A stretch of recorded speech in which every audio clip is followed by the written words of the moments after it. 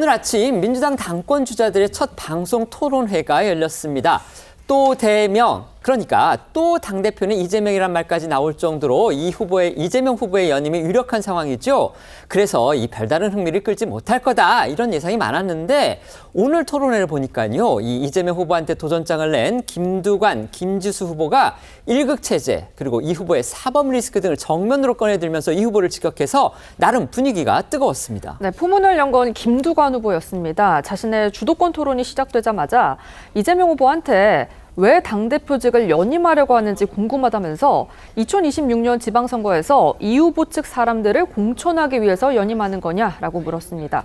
하지만 이 후보는 왜 그런 상상을 하는지 모르겠다면서 이 대선에 출마하려면 대선 1년 전에 당대표직을 내려놔야 하는 당원 당규상 불가능한 일이다 이렇게 선을 그었습니다. 하지만 이재명 후보의 저런 답변 민주당의 현실과는 동떨어진 그런 내용으로 보입니다. 저희도 전해드렸었는데요. 민주당은 최근에 친명계 지도부 주도로 당원 당규를 개정했습니다. 여기에 특별하고 상당한 사유가 있을 때는 사퇴 시한에 예외를 두는 쪽으로 당무위원회가 그런 정비를 할 수 있다 이런 부분이 있습니다.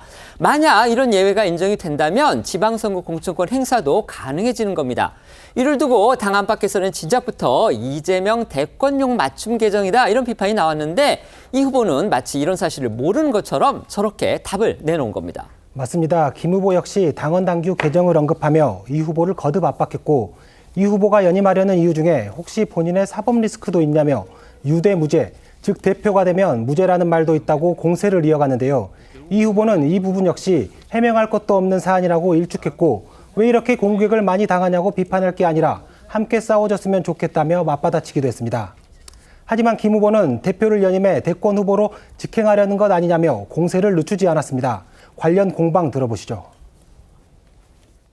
혹시 2026년 지방선거 공천권을 이재명 대표 쪽 사람들로 공천하기 위해서 혹시 연임을 하시는 건지? 저는 왜 그런 상상을 하는지 좀 이해가 안 되는데 저는 그 지방선거의 공천권을 제가 행사한다는 생각을 해본 일이 전혀 없어요. 가능하지도 않죠.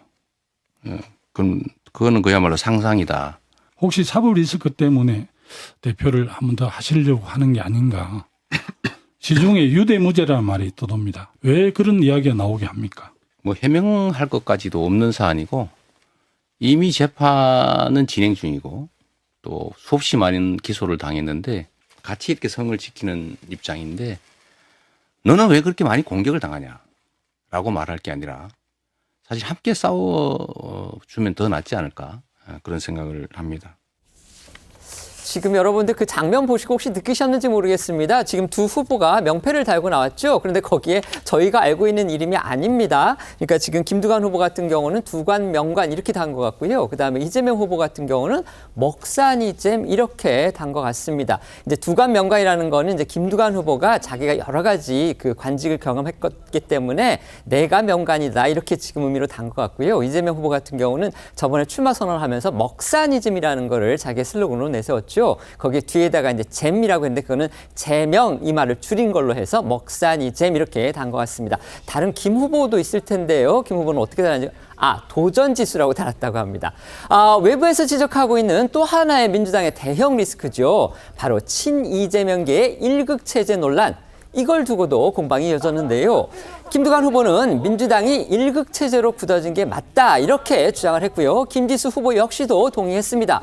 하지만 이재명 후보는 이건 당원의 선택이다 이렇게 반박했습니다. 현재 민주당이 일극체제라는 표현에 동의하냐는 질문에 각 후보들 OX 팻말을 들면서 공방이 시작됐는데요.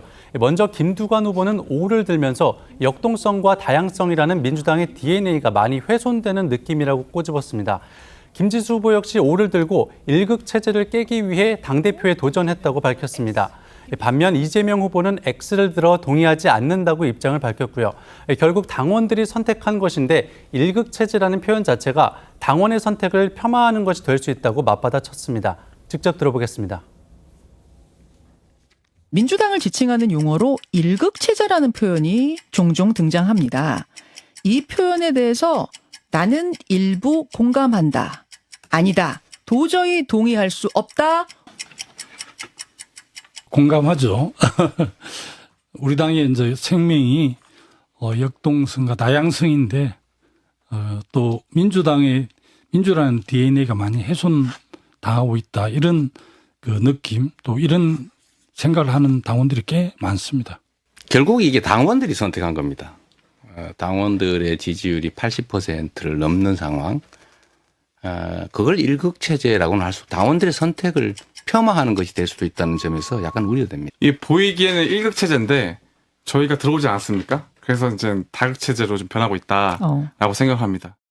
민주당은 이제부터 시작입니다. 오늘 오전에 지금 처음으로 후보들 간의 합동 토론회가 열렸습니다. 라디오 방송을 통해서였지만 유튜브를 통해서 생중계가 됐기 때문에 그거 지켜보신 분들도 있을 텐데 사실 처음 초반전에만 해도 이거 별 흥미 없을 거다. 결국은 이재명 후보가 될 텐데 이런 관측들이 많았죠. 그런데 막상 뚜껑을 열어보니까 김두관 후보가 예상보다는 상당히 날카롭게 이재명 후보를 몰아세웠습니다. 또 이재명 후보 지지 않고 거기에 대해서 맞받아쳤고요. 어떻게 보셨습니까?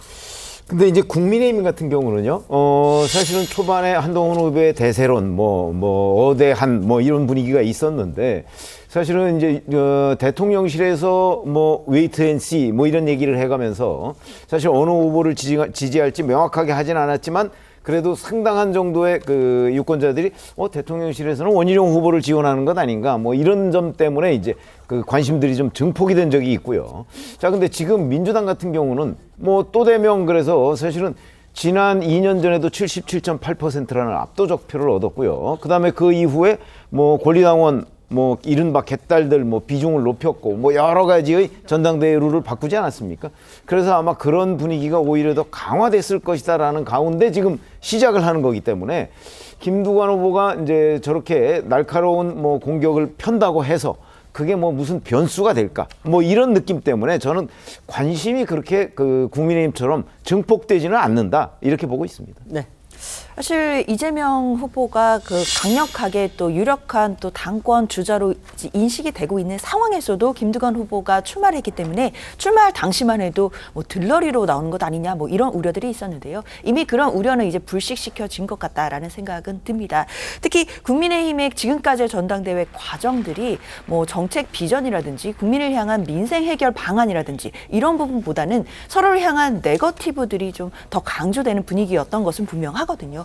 배신의 정치라든지 이른바 댓글팀, 사설 여론조성팀 이런 이야기들이 지금 계속 쏟아져 나오고 있는 반면에 민주당의 전당대회는 이제 시작 단계이긴 하지만 그래도 당 내부의 문제점도 지적하고 특히나 종부세 완화론이라든지 금투세를 폐지하거나 또는 유예하는 방안 이런 또 국민적인 관심 있는 정책들에 대해서도 여러 가지 이야기들이 나오고 있기 때문에요. 그런 부분에서는 국민들 보시기에 조금 더 정책을 가지고 경쟁하는 건강한 토론이 될 수 있겠다라는 기대는 줄 수 있을 것 같다라는 생각 듭니다. 네, 지켜보겠습니다.